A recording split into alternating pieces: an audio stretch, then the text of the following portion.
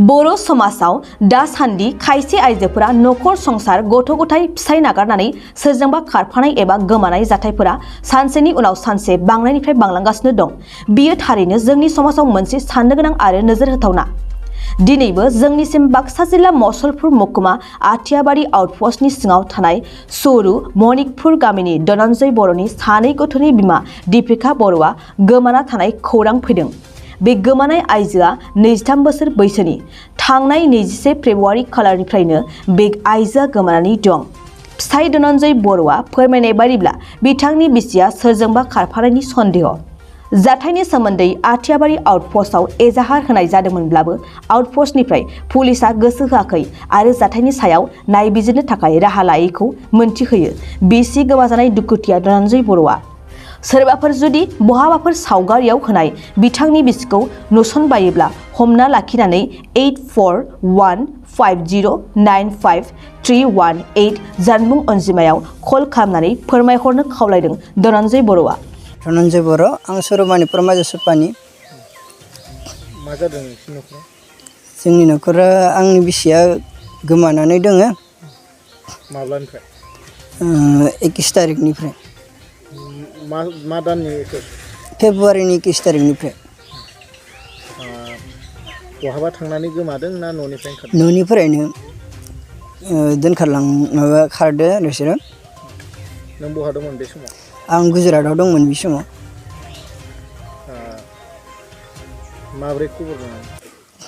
आङो गामिनिफ्राय phone मिथिहैदो, phone खालामनानै खोन्थाहरदो, बेनिफ्राय आं मिथिनायसै। मा मुंमोन बिसिना? दीपिका बर'। गोमानायनि सायाव पुलिस थानायाव एजार होनाय जादोंना जायाखै? जादों। आं न'आव फैनानै एजारखौ हैदो। बबे थानायाव? आथियाबारि थानायाव। पुलिसा सनमान होदोंना होआखै? पुलिसा होनदो बियो बैसो जाबाय, बिया निजेनि गोसो जानानैसो खारदो बियो, दा बिखौ जोङो केस लानो हाया, गनायनो हाया होननानै बुंदों। दा मा बुंनो सानो? आं सानो जेराव दोङो न'आव फैफिन। रायजो राजानिसिम मा बुंनो सानो? रायजो राजानिसिम आं बेखौनो खावलायो जे दीपिका बर'खौ नुदोबा आं जानबुं नाम्बार होगोन, बे नाम्बाराव गासैबो नुयोबा phone खालामलाय।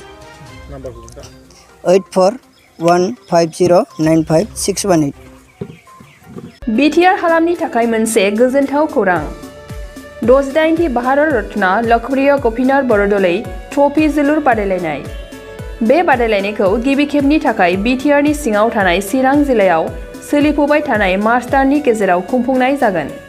Guwahati sports association in association with Subunthi फाउन्डेशननि बानजायनायाव देग्लाय चिरां थाइखाजरानि राइन' क्लाब गेलेग्रा फोथाराव 2022 इं 25 मार्चनिफ्राय जागायनानै 30 मार्चसिम जोबथा बादायलायनाय जागोन।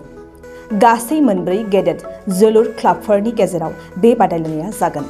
बे गेदेर जोलुर क्लाबफोरनि मुंफोरानो जाबाय North East United FC, United Chirang Duar FC, चिलं लाजं FC आरो आसाम रेजिमेन्टेल सेन्टार। बादायलायनायनि सम खाना होखानाय बादियै 25 मार्च खालि नर्थ इस्ट इउनाइटेड एफसि आरो United Chirang Duar FC, 26 March खालि शिलं लाजं एफसि आरो आसाम रेजिमेन्टेल सेन्टार, 27 मार्च खालि नर्थ इस्ट इउनाइटेड एफसि आरो आसाम रेजिमेन्टेल सेन्टार, 28 मार्च खालि इउनाइटेड चिरां दुवार एफसि आरो शिलं लाजं एफसि, 29 मार्च खालि आसाम रेजिमेन्टेल सेन्टार आरो United Chirang Duar FC, 30 March खालि नर्थ इस्ट इउनाइटेड एफसि आरो शिलं लाजं एफसिनि गेजेराव बे बादायलायनाया जागोन। जानो थांनाय बे बादायलायनायनि टिकेटखौ दानिफ्रायनो टिकेट काउन्टाराव होनाय जाबाय। नायनो गोसो गुदुं एबा जोलुर बादायलायनायखौ मोजां मोनग्रा सुबुंफोरा थाबैनो टिकेटनि थाखाय 9547461257 जानबुं नम्बराव जगाजग खालामहरनो हागोन एबा बुकिं खालामहरनो हागोन।